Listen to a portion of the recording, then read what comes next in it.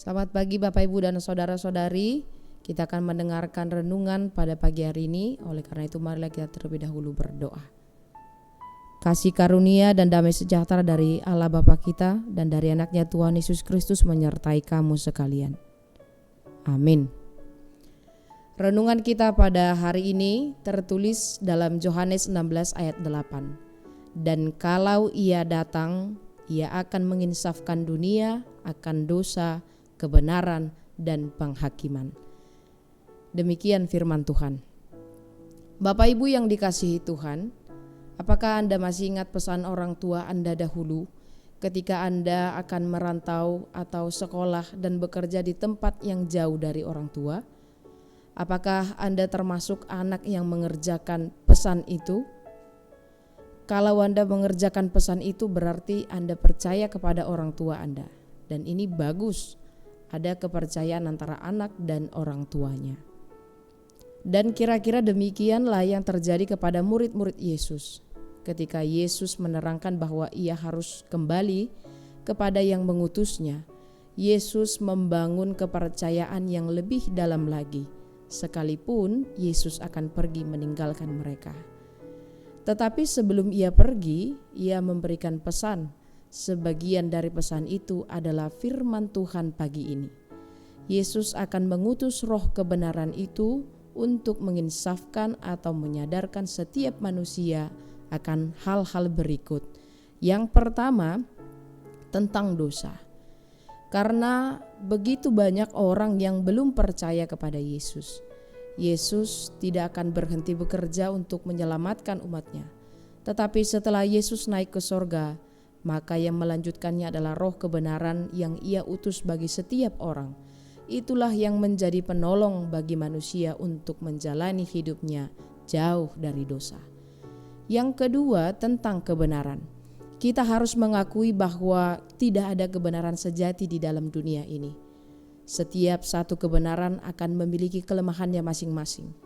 Hukum-hukum yang sudah tua, yang diciptakan manusia sejak lama, pun memiliki kelemahannya masing-masing. Apalagi akan sangat bahaya apabila manusia mengakui dirinya sebagai sebuah kebenaran. Dan yang ketiga, tentang penghakiman. Pada akhirnya manusia akan berhadapan dengan penghakiman. Maka sebaiknya manusia yang masih hidup sekarang mengingat-ingat hari penghakiman yang akan sampai pada semua orang, walau tidak ada yang tahu kapan terjadi, agar setiap manusia berjaga-jaga dan supaya tidak bercacat sampai kedatangan Yesus berikutnya. Lalu kalau ditanya, apakah kita percaya kepada pesan Yesus ini? Sebagai orang Kristen tentu kita akan menjawab, ya saya percaya, atau ya saya mengerti. Tetapi apakah Anda ikut terlibat dalam pesan Yesus ini? Karena percaya belum tentu terlibat. Karena percaya belum tentu ikut melakukan. Karena mengerti belum tentu menghidupi pesan Yesus. Jadi tidak usah ragu. Yesus memberikan roh kebenaran untuk menyelamatkan kita dari keberdosaan kita. Yesus memberikannya sebagai penolong yang sejati bagi manusia. Bahkan sebenarnya Anda rugi kalau tidak bersama dengan roh kebenaran itu. Maka kalau kita mengerti, percaya dan menghidupi pesan Yesus, maka tunjukkanlah. Mintalah pertolongan kepada roh kebenaran itu. Mintalah tuntunannya supaya tidak sekalipun kita lengah dan beralih kepada roh yang lain, melainkan kita akan semakin teguh bersama dengan roh itu. Semoga dengan tuntunan roh kebenaran itu kita hidup semakin benar di hadapan Allah dan dunia ini. Amin. Mari kita berdoa. Kami mengucap syukur ya Tuhan, terima kasih atas berkat-Mu dan juga firman-Mu pada pagi hari ini yang menyapa kami.